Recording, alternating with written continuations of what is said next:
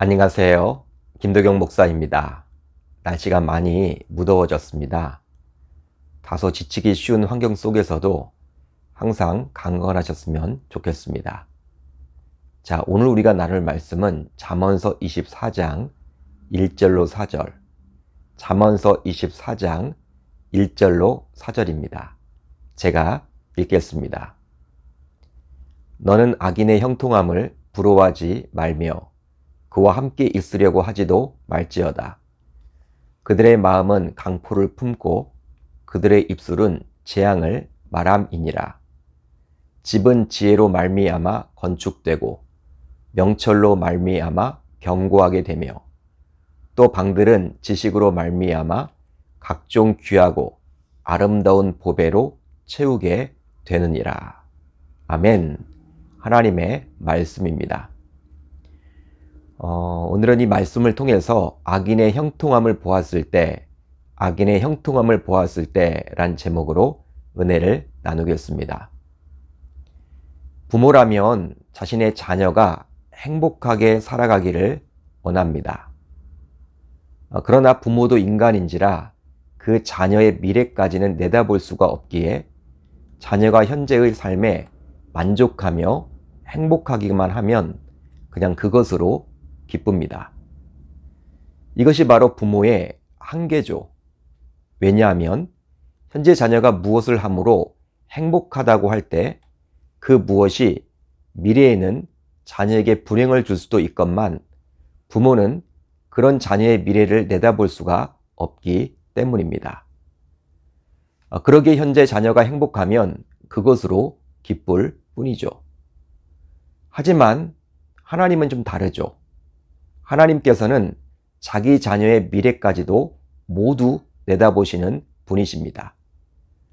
그러기에 하나님께서는 자기 자녀의 미래까지 내다보시며 우리에게 여러 가지를 요구하시죠. 바로 그렇게 할 때 미래까지도 행복하게 살아갈 수 있기 때문입니다. 이제 이런 하나님의 마음을 알고 오늘 말씀을 살펴보도록 하겠습니다. 오늘 본문 1절은 이렇게 시작을 하죠. 너는 악인의 형통함을 부러워하지 말며 그와 함께 있으려고 하지도 말지어다. 잠언 기자는 하나님의 자녀인 우리로 하여금 악인의 형통을 부러워하지 말라라고 권면을 해줍니다. 하나님의 입장에서 보게 되면 가장 큰 악인은 바로 하나님을 믿지 않은 사람을 말하겠죠. 그런데요, 이 구절에서만 나오는 것이 아니라 이미 23장 17절에서도 내 마음으로 주인의 형통을 부러워하지 말고 항상 여호와를 경외하라고 말씀을 하셨습니다.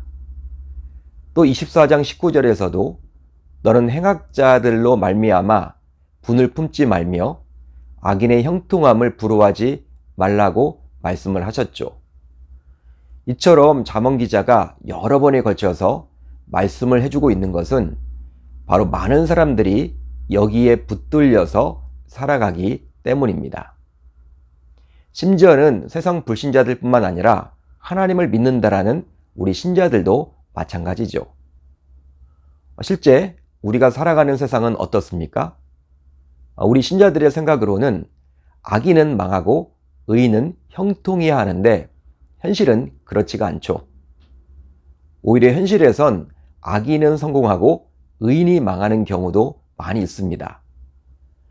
그러다 보니 신자인 우리들조차도 종종 갈등을 하곤 하죠. 바로 신앙에 회의가 드는 것입니다. 그러면서 야, 하나님이 계시다면 어떻게 그럴 수가 있느냐라고 불평하고 불만하기도 하죠. 하나님을 믿지 않은 사람의 경우 최고의 형통은요, 바로 자기의 바램이 이루어지는 것인데요. 그렇지만 하나님을 믿는 사람의 경우에는 좀 다릅니다. 바로 자신의 바램, 소망보다 더 중요한 것이 있으니 바로 하나님의 뜻이겠죠. 그러기에 자신의 바램보다 자신의 소망보다 하나님의 뜻이 이루어지기를 원합니다. 따라서 신앙인의 입장에서 보게 되면 하나님을 믿지 않는 불신자, 즉 악인의 형통은 결코 하나님의 뜻과는 상관없는 것이기에 결코 복이라고 할 수 없습니다. 실제로 악인이 형통하게 되면 그는 자신이 지금까지 살아온 방식이 맞는 것이라고 확신까지 하게 되기에 결코 돌이킬 수가 없겠죠. 그러기에 어떤 의미에서 악인의 형통은 지금은 형통일지 모르겠지만 미래에는 그것이 독이 되어서 멸망의 길로 인도할 겁니다. 바로 언젠가는 하나님께서 세상 사람들을 모두 심판하시고 적절한 보응을 주실 것이기 때문이죠. 그러기에 잠언 기자는 여러 번에 걸쳐서 신자인 우리들로 하여금 악인의 형통을 부러워하지 말라고 권면해주고 있는 거예요. 또한 오늘 말씀을 보게 되면 악인과 함께 있으려고 하지도 말라라고 말씀을 해주십니다. 이것은 뭐다 신자인 우리가 악인에 대해 적극적으로 해야 할 일에 대해서 말씀해 주시는 것인데요. 살다 보면 악인들과 마주칠 때도 있고 그들과 자리를 함께 할 수도 있습니다. 바로 사회생활을 해야만 하기 때문에 그리하는 것이죠. 그러기에 이 잠언 기자의 권면은 의도적으로, 즉 고의적으로 그들을 찾고 그들과 관계를 맺으려고 힘쓰지 말라는 의미입니다. 한마디로 악인과 너무 친밀해지지 말라는 것이죠. 바로 너무 친밀해서 자주 만나다 보면 그 악인을 닮아갈 수도 있기 때문입니다. 실제로 순진하고 착했던 자녀들도 말과 행실이 좋지 못한 친구들과 어울려 지내다 보면 어느 순간 그렇게 착하고 특별히 순진했던 자녀들이 친구들을 닮아가곤 해요. 그렇다면 왜 신자인 우리들은 악인들을 멀리해야만 할까요? 자, 오늘 본문 2절을 보면 알 수가 있는데요. 그들의 마음은 강포를 품고 그들의 입술은 재앙을 말함이니라. 바로 악인들의 마음은 강포를 품고 입술은 재앙을 말하기 때문입니다. 이 구절에 나온 품다라는 단어는 비둘기가 구구거리는 소리를 내는 것에서 나온 동사인데요. 우리가 비둘기를 한번 관찰을 해보면 구구거리며 소리를 낼 때 다른 것에는 전혀 신경을 쓰지 않고 오로지 소리를 내는 데에만 집중합니다. 따라서 악인의 마음은 하루 종일 폭력과 같은 악한 생각으로 가득하죠. 그러므로 마음이 그러니 그 마음에서 나온 언행 모두 악할 뿐이겠죠.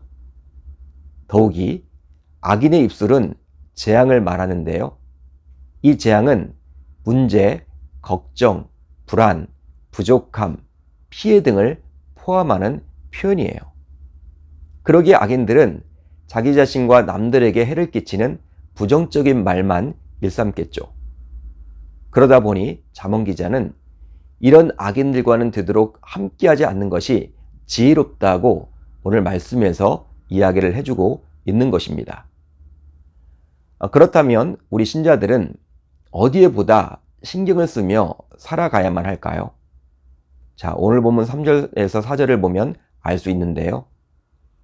집은 지혜로 말미암아 건축되고 명철로 말미암아 견고하게 되며 또 방들은 지식으로 말미암아 각종 귀하고 아름다운 보배로 채우게 되느니라.